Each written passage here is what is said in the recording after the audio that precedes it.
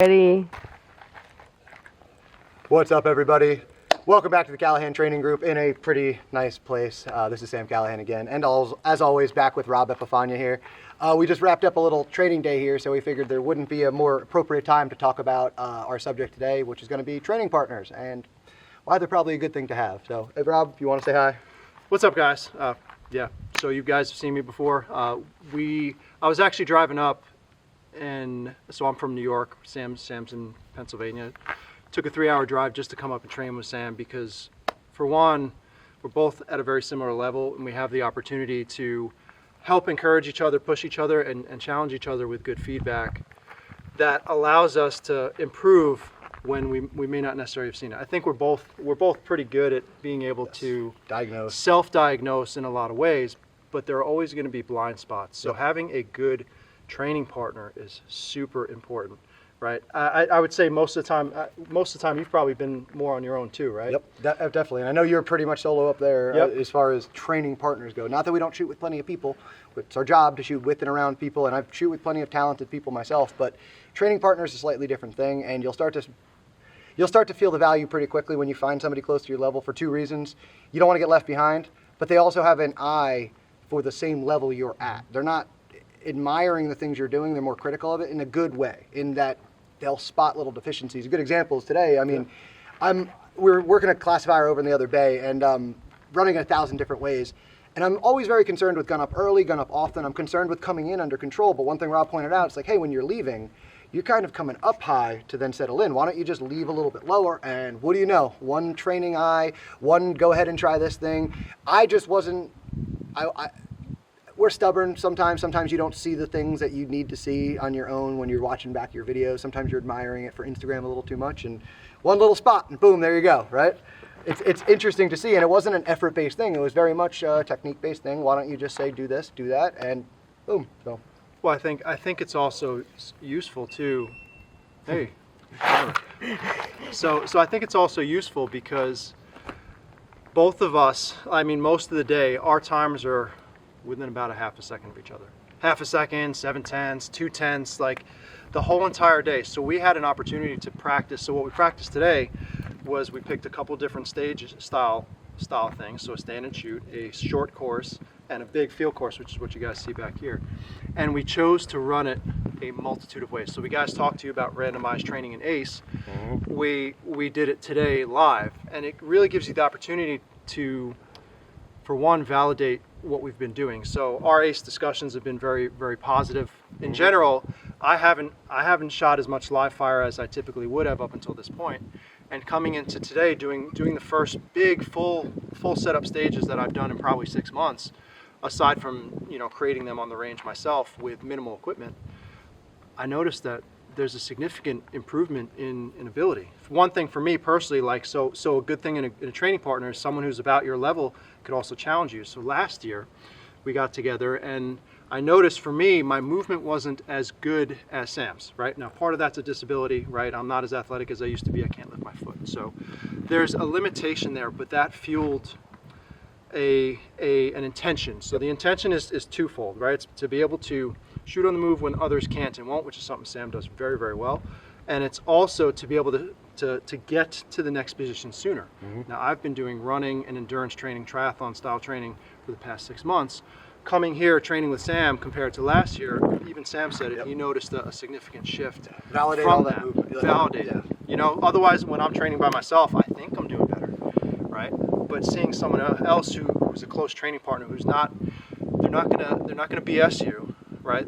But they're also not gonna just blow smoke up your butt. Well, that's the same thing. But they're not gonna BS you, but they're gonna give you the proper feedback. I think that's important in a training partner too. So he's able to see it and encourage the improvement. And this is why we get along so well together. I think you would agree with me, a training partner should share a similar kind of attitude, right? Which I think you do, right? It's funny because we had that discussion today. We're not like beating up or mentioning names or anything, but we were talking about there's a coach out there that is overwhelmingly, I don't want to say negative, but I'll leave it at that. I'll just say negative. And it's not that he's wrong in what he's saying, but we both have this obnoxiously positive approach to things, and it's the way it works for us, and it's the way we teach our students, and the other guy isn't better or worse than anybody. He's not wrong or right. It's just that I would train with somebody like Rob who has a similar attitude and approach to me, instead of having a contentious training day. I don't want to be fighting or like arguing about points. We're more saying, hey, what if you tried this? What if you tried this? Because we share so much similarity that the little differences are more helpful than contentious. Like we're not fighting over them. It's not like, well, I think this, I think this. It's valuable to start to share a lot of common ground, but then the little things, and this stage behind us is funny because we both probably would have went one direction. Rob picked a different direction to do.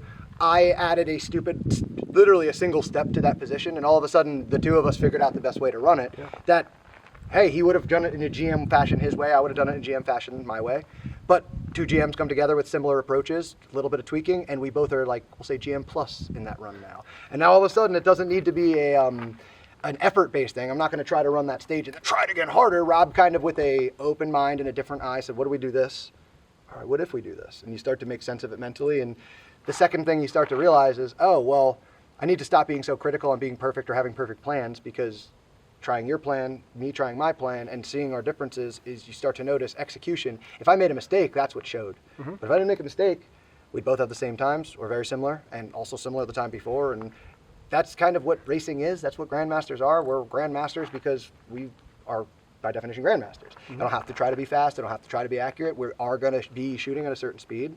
So then training with somebody at your skill level means he doesn't have to try to do anything I'm doing. I don't have to try anything he's doing. We can honestly put our runs out there and honestly start to see what the differences are. And we were oftentimes able to see, we were having, like over on that first stage, to the fourth shot, draw to the fourth shot, we were having within a thousandth or a hundredth of each other every single time. Yeah. Point one away was a lot. 0.01 away was normal. So you're like, all right, so we're doing the same thing to the first shot. So the differences become the subtleties, the executions, the little details, and then effort, more often than not, gained you so little in time, and it just dropped points downrange. So you get this validation where if you're training alone, I don't have the validation. I can't see what he's doing. I can't test to see, is it working, is it not working? Oftentimes people beat their head against the wall when they're training by themselves to a point of diminishing returns, and they don't ever capture the good. They don't ever stop because they don't have a comparison. You can't ever say, oh, that was good enough, so why don't I try that again? Cool, done. And we were talking about that earlier, having that good enough. It's not gonna be perfect, like it's not. Well, you know, Sam and I were talking, this is, so having a good training partner, also, you guys can share ideas, right? You take, so it's a case where 1 + 1 = 10, right? Normal math doesn't work when you have a good training partner, good collaborator. So us being able to kind of bring our ideas together, there were a couple places where we were like, oh, let's try it this way. And if you're by yourself, you may not try it that way, but because we're together, we're like, well, let's see what happens. A perfect example was the stand and shoot stage where we had 3 targets and then 1 partial where it was stacked. And instead of going left, bottom, top, right, we tried right, middle, left, top. And what we found is that the results ended up much better. Just from playing around with that, you take the risk out of the no shoot. And now your transitions are much more aggressive, right? Just like Sam says in Sam's lab, is the splits and transitions are pretty much right around a quarter second, moving around. Everything works out really well. Made it simpler, and it's one of those things where like, hey, I was going to do it left to right and right to left, and I was going to do it what I thought was all the different ways. And he goes, hey, why don't you just do it this way? I'm like, huh, why don't I just do it that way? And the fun part was this, right? So we did some weird ways, like starting and doing things completely not the way we would do them at all, right? With a lot of excess. So we had the classifier stage, a short course stage where you could start on one side, and you would think, go from one side across the way to the other, right? That would make the most sense. The thing that was interesting is that when we would start and do it a little bit differently, the time really wasn't that much different. It wasn't what we expected it to be. And you pointed out a good thing when it came to the math. And I think you should explain that, because the absorption of certain movements, I think it really made an interesting difference. I love this because this is where I'm like, if you've trained with me or heard me before, I'm kind of nerdy when I like to think about the math and the numbers behind all the stuff. First of all, you need to be able to say, I am this fast, I am this good. But we're grandmasters, so we could say, I generally have a sense of where I'm at. So, hey, if we started in the center of this stage and I stepped to the right and did a draw, well, my draw to the center was to a popper. It was to a hard target anyway. It was probably a 1.5 draw. By drawing to the right side, it was about a 1.9 draw. Well, cool, I lost 0.4 in there. But the thing is I was absorbing that movement in the draw. So the movement was free. I might have given 0.4 back, but then I was able to sprint back across the stage and win it all back. And we started to see the exact same stage time, even though logically it almost didn't make sense, where I'm starting in the middle, going right to left. It shouldn't make sense. You start to get a better sense of really where the value is in these stages. Because what the comment I made to Rob was, then I'm getting better at estimating what everything is going to take me now. Not just my favorite way, not just say, hey, this is the favorite way because it's easy. I'm getting a better sense of saying, mathematically, it's going to be this long this way, this long this way. Something I hear, and I made this comment earlier, is people always count steps. They think counting steps, well, 13 steps this way, 15 steps this way. And just the example on the stage, well, 6 of those steps were at a dead full sprint. So I think that's a little bit different than if I'm walking for 6 steps. So it's not just counting steps kind of blindly, and that's a good place to start if you're not doing anything else. But at some point, it's not good enough.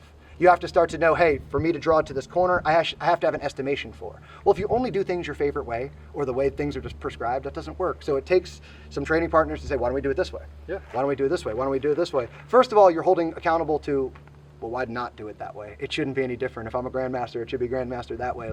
Okay, you're on. But then the second thing is I'm starting to learn a lot more. I'm learning, hey, don't do it your favorite way, do it your least favorite way, do it every which way. And then kind of the example in this stage was our favorite way turned into a different way. Because my first favorite way was going left here. Turns out my favorite way is winning. And if I went right, it was easier to win. So funny, it's a way to put it. It's like, I want to do it all ways. I want to see the numbers. And my favorite way is the way the numbers are best. Now I need to be able to reproduce and quantify that. And that's kind of what we're getting up to. But I think the interesting thing is that most of our runs, there were no second or third runs. We had a minimal amount of second or third repetitions on the same thing. Every single time we did something, it's changed something, right? And in the stage here, we worked this back section a number of different ways. It was interesting. So we'd say, okay, let's try this, let's try that, let's try this, let's make it really technically weird. And we found that the times not significantly different. 2 tenths, 3 tenths, 5 tenths. If there was a makeup, it might have been a little like 6 tenths. But the thing we were able to discuss, and this is where a good training partner also comes into play, you guys can have this dialogue back and forth. We decided, hey, there was one way that looked like it made technical sense, not technical sense, but it looked like it was the most efficient, but it was technically demanding on your mind. So while it may have yielded a slightly better time by 2 to 3 tenths of a second, it was tremendously more demanding on your execution. Yeah, that God forbid you had to take a makeup shot or you had a hesitation. What was a great stage plan was harder to execute. And you start to look at, 0.2 of a second is virtually the same. And if one of those is really easy to run and the other one's very difficult to run, Grandmasters are going to choose the easiest way to do things. And we've started to, there's this Dunning-Kruger curve that I love that I've seen out there that basic people, this is a hard enough sport, so they're going to do it the most basic way. That B-class hero is going to try to game everything and do everything possible. And then a Grandmaster is going to look at all the options and go, that's the easiest way. And they're going to do it the easiest way. So it's important to be able to kind of look at, this technically is a faster way. By how much? Negligible. If it's easier to do it the other way and it's a negligible time, I'm going to do it the easiest way because I think this sport, being a sport of efficiency, adding effort is a dumb idea if I could achieve the same results. I want to add as minimal effort to achieve maximum results. Not maximum, minimum maximum. I know that's a hard concept, but when you get into the sport for long enough, you start to realize simple wins. And if you ever do any other sport, the simplest running technique is probably the best running technique, right? Yeah. If you ever do jujitsu, people lose via rear naked chokes and arm bars. They don't lose via omoplatas and these crazy weird things. It's the simplest things generally win. There's always exceptions to the rule, don't get me wrong, but I'm talking the large majority of times, I just need data, which is the simplest way, period, done. It's the 80-20 rule. Right, so 80% of your results will come from 20% of the inputs. You don't need to make it so complicated to get that extra 20%. It's not worth it. In training, in matches, and Sam and I will say the same thing when we're working with you guys, with students.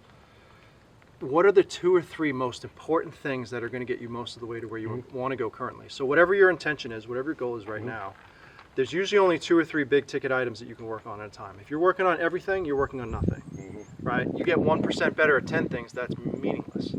You get 50% better at 3 things, that's significant.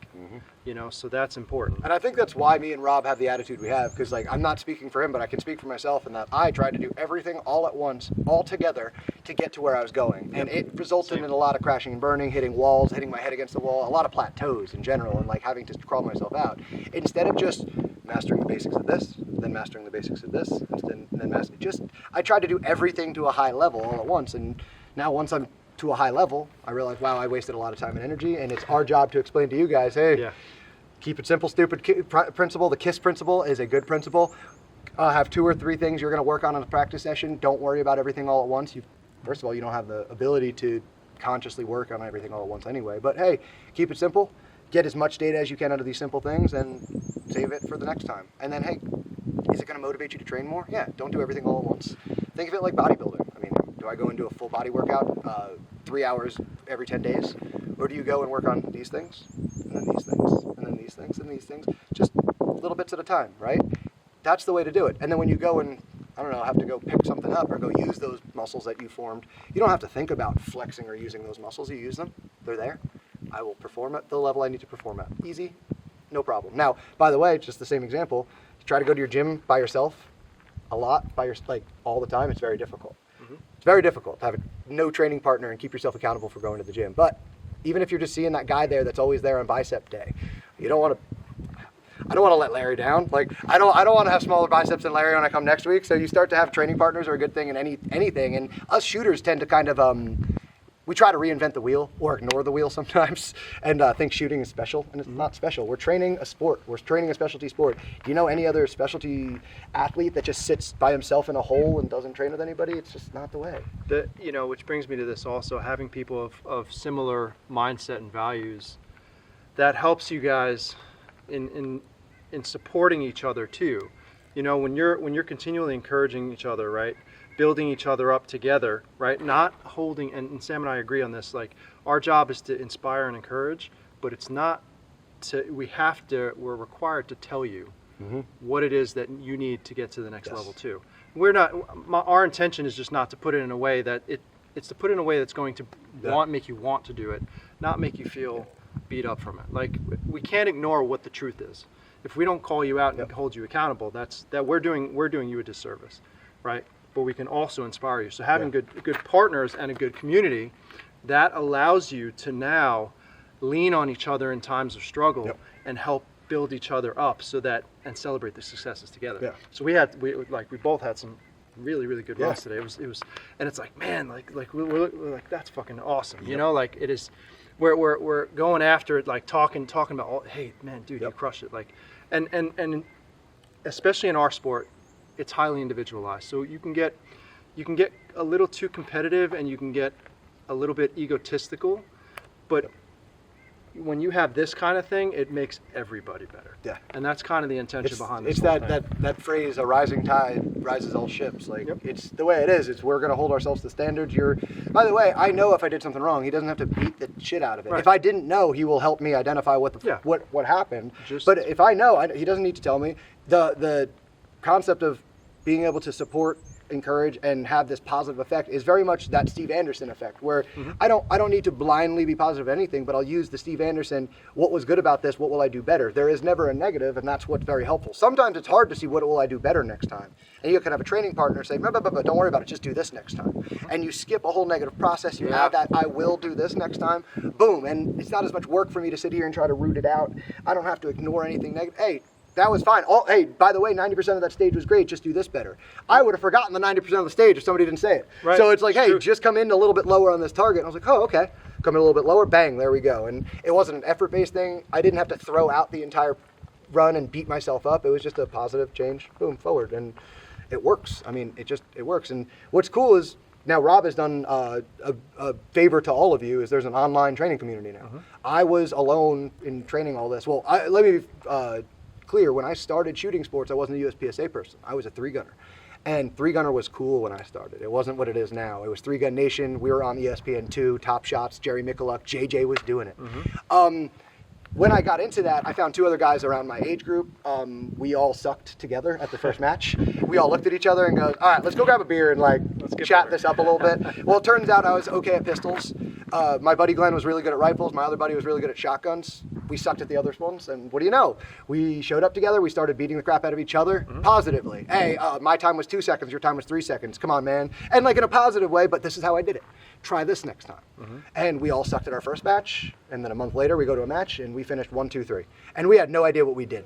we didn't realize what had happened. We realized that, okay, we took I was good at 1 of 3 guns, you were good at 1 of 3 guns, we were good at 1 of 3 guns, and we just accidentally held ourselves to higher standards. We did it fun, we did it positive, we did it together, and it just worked. So I always was like, wow, there is something to that. And when I see my groups of people come up here for matches, that 7 of them come up together, I'm like, all right, you guys have an advantage. And you're starting to see it. And there's a couple of guys that I know that have started recently. Jordan Good, Cody Rourke, there's these guys that I've worked with. You've probably seen them on Instagram. Yeah. They started training together, and you see them out at matches, and these guys in 2 seasons are master grandmasters. Yeah. And I'm like, damn. All right, I wish I had that. Like, I wish it didn't take me 9 years. Like, I wish I found somebody else who was weird and crazy like me, because there was nobody like me in my area. Well, then enter the online group now, because now there's almost how many hundreds of us now? So we have 200 and I think 75 members in the group, and it's from.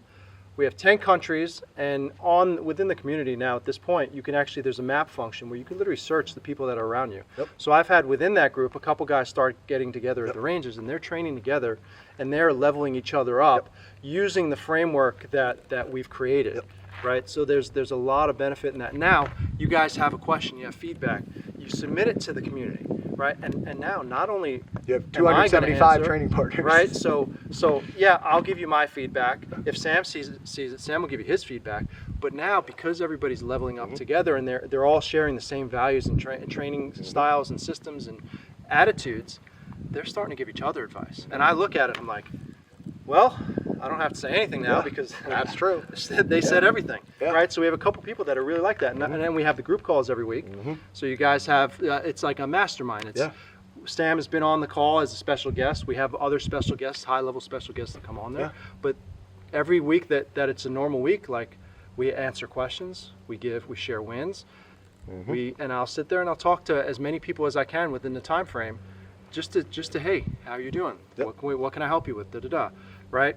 And that camaraderie has really been helpful to everybody, because they can share their updates, they can share their struggles. I can give them some advice, right? Sam's on, Sam can give them some advice. There's just a lot of opportunity within that community. The community aspect is highly overlooked, especially within our kind of industry where it's a lot of alpha dog, so to speak, like that's lone wolf. Exactly what I was about to say. Is basically too many people value one person's opinion way highly and nobody else's. And while we talked about shooting mentors, you should choose a couple and you should hold their opinions highly, but it doesn't mean by any means you're just negating everything else. What's cool is I do my weekly matches out here. I have a group of people that are always coming out. Now, there's several people that show up together because they're the same level. So I have these 3 guys at the same level, these guys are the same level, these guys are the same level, and these guys end up helping each other out. These guys help each other out. These guys help each other out. I don't need to sit there and run around and poke at everybody. I don't need to be a busybody know-it-all. I have plenty of information to share, but also if somebody might be at your level and you might be at somebody else's level, and it might be easier to meet at the same level and discuss something from a similar perspective rather than me perceivably talking down. I'm never mean, like, we're not talking down ever, but like sometimes when I was a B-class shooter, hearing it from a GM, I'm like, yeah, but you're a GM. I'm a B-class shooter. That's not a correct attitude all the time, but it's we've been there, we've seen it. So it's nice that, hey, I can help, but if not, I bet I know a shooter that's in a similar place that he could probably explain it to. And that's the big thing is like, hey, having a training partner doesn't mean you need to be beaten up by some local GM. You need guys that are willing to grow with you and get better with you. You guys can be the same level, you could be different levels, but you don't need a bully, you don't need some Olympic level coach with you all the time. You just need accountability buddy. Accountability buddy. That's it. It's accountability. It's bouncing ideas off each other. It's keeping you guys up and encouraging you guys to improve. Whereas we're considered more mentors, right, to most of you guys. And Sam and I said it before, and I'll say it again. You need multiple mentors. Sam and I don't know everything. While we work really well together and we complement each other, a lot of our students we share between the two of us, and it works well. You need more than one. You need more than one mentor. I just had, on my Wednesday match, I had somebody say something. I said something about a stage plan. It doesn't matter what it was, but I said something and somebody froze for a second and they looked at me with like a blank expression. I was like, what? You okay? And he was like, oh no, something JJ said to me a year and a half ago just clicked because of what you said. And I was like, that's why you need multiple coaches. Because if you just go to the church of JJ, you might not make sense of what he's saying. But if you go to the church of JJ and then go somewhere else and then go somewhere else, you're actually going to get more out of them. You're going to get more out of everybody. I also look at it as like vetting the skill, vetting the... you study the pattern. Yeah, if it works for everybody, sure, use it from whatever language you need to. Use it from, but if JJ does something we all do, well, obviously it's true. Well, it's JJ. That might be a poor example. But if I'm saying something that also JJ and Eric Raffel does, well, that's interesting, right? Maybe that does hold true. Maybe that is true. The patterns of success are important. So whoever you're studying, right? And if you have a partner that you're training with, like, you guys can be studying the same people. You guys can be working with the same coaches. Like, so my wife and I, we both work with the same triathlon coach, right? It gives us the opportunity to be able, like, she gets information, I get information, we understand it a little bit differently, right? We learn a little bit differently, but then when we're on our own, we're able to talk to each other and we're able to kind of make sense of it to each other without having to keep bothering him with questions, right? You know, I understand it a certain way, she understands it a different way, and we were able to kind of dialogue back and forth. And that honestly, that's a tremendously valuable opportunity. And I like the pattern thing you said, because that really stuck out to me. I forgot, I meant to mention this at some point. It just like set off a key. I was talking to somebody about why you should go to matches, and I said just that. It's like, you might not know what you're seeing at first, but you're going to notice a pattern of success. The guys who are all successful are all doing this. Well, if you have training partners, you're going to notice when this happens, the results work, even over multiple people, and you could start to affirm certain techniques. You could, literally, you could start to, hey, try this. Yeah, and if it works for multiple people, then it's truth, and that's where my lab idea came from. We're like testing something in the lab. If it works multiple times for multiple different ways, isn't that what general consensus is? Isn't that what truth is? So you start to say patterns for me are great, but if the same pattern works in me, also works in you, also works in somebody else, it's observable phenomenon. It becomes science, and you could stop thinking in so much emotion, and you could start to use numbers and theory. It's more scientific. That's why I started to say, that's why I start to say lab. I say lab because obviously it's not a lab, but it is somewhat close to scientific process. But if you don't have if you don't have somebody to receive this information and sound this information off of, it might get lost in the echo chamber. You know, it's going to get lost in the algorithm. It's going to get lost on YouTube. You're going to get confirmed in all the right ways and denied in all the wrong. You know, it's not great. You need a training partner to keep you in reality, keep you accountable.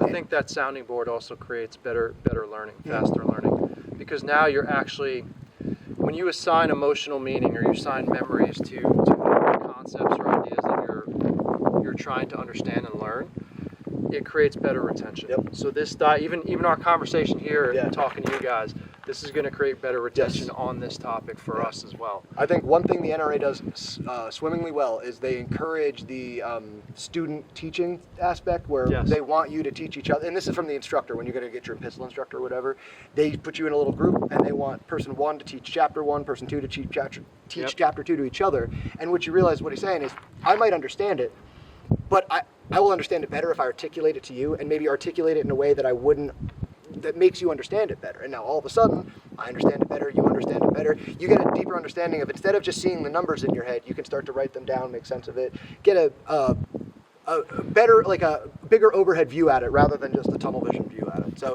there's kind of no loss really. If you find the right training partner, if you find the right people, it's not perfect people, it's just positive. If you just find somebody that jives with you and you guys can start to make progress together, it's going to be largely beneficial. In general, there's really no downside. That's kind of what I was mentioning today. I was like, there's no downside to this. This isn't going to change my performance. It's only going to increase the certain things. My performance is on me, but if we can help each other form better patterns, have better practice, better intentions, I mean, it can only go up. It just brings everything together better. You know, if you have someone you could train with together, you could shoot matches with together. Bingo. It's that teamwork side of things really keeps people on the path of consistency and improvement. And it's accountability. I don't want to get left behind. I don't want anybody. And I don't want to lay anybody down. And it's kind of cool in this sport. I will say the one thing with training partners in the sport, that if you're coming from any other sport, myself, I came from another sport. Me too. Nobody told you how to do things the correct way. Like if they found a secret, they didn't explain it, or they tried to hold back some details, they didn't fully divulge it. I don't know about you, but in this sport, people are going to dump buckets of info on you. They're going to be like, yo, I figured it out. Blah! And like, it's awesome because now there's no you hiding. Get all of it. Yeah, like it's really cool. So the sport, like, it sounds funny. It sounds like somebody's going to hold back or not tell you. No, they're going to tell you everything. They're going to tell you everything. Just like if you ever go to a match, someone's going to hand you their primary gun and rig if you're at breaks. Not their backup, not their crappy stuff. We want to share, we want to help. So it might be a unique part about this industry, but take advantage of that. Don't hide in a hole. Take advantage of the fact that we all want to get better. We all want to get better together. And if everybody's getting better, then the sport gets better. So it's cool. I mean, Do I want to get better as a shooter? Totally. Do I want the sport to increase? Totally. Is that mean Rob's also going to get better? Yeah, then what's the loss here? Like, why is anybody fighting that? It's a good thing. I think it's also worth to, go to the matches to find these training partners if you're not already shooting these matches. Local clubs, you're going to miss people if you're going on Tuesday at 6 a.m. Like, you know what I mean? You're not going to run into people, but you're going to run into very similar-minded people at these matches. Online. Take advantage of that. We have these online groups now. Yep. We have these online everything. There's opportunities now. So this is going to be kind of our fun little discussion and training partners in general. Obviously, there's always more to discuss, but thank you guys for sticking with us. We figured this might be an appropriate topic after, I don't know, Rob driving 6 total hours for us to do a training day ahead of the Buckeye Blast and Delmarva, right? Yep. So we literally figured, hey, good if good enough for us, it's probably good enough for you guys. No secrets is a good thing in this sport. So. And we will be doing it again, Yes. and we will be setting up a class date. So Yeah, that literally, you guys we're can about- come and train with both of us. We're about to hit end on this and set up a class. So look for a date coming up soon, probably sometime late summer, fall-ish area, unless we could squeeze it in sooner. But we're going to be putting on a class up here together. Think performance match class kind of thing. Yep. So it's going to be a fun one. Stages and drills. Yes. So, highly personalized. What you're looking to work on, we're going to hear that from everybody. We're going to identify common themes. You guys are going to get to run stages several times over and over again as you need to, while you get feedback from each one of us individually. And then we're going to set up appropriate exercises, drills for you guys, so that you guys can get what you want. Both Sam and I are highly adaptable. If you know how we work, you're gonna see a lot of cool stages. Number one, you're gonna see a lot of drills that feed into the stages. No sterile Instagram, YouTube drills. It's going to be drills that actually will help your performance in matches and in real life. So thank you guys for sticking with us. Look forward for things coming in the future here. Check out the SPC at robepifania.net. Check out the training group here. Yep. There's a lot of things coming. There's a lot of things he's dropping, a lot of things that are being added. As always, we're out here training. And the one thing I always tell everybody, do not forget to dry fire. Have a good one. Do well, guys.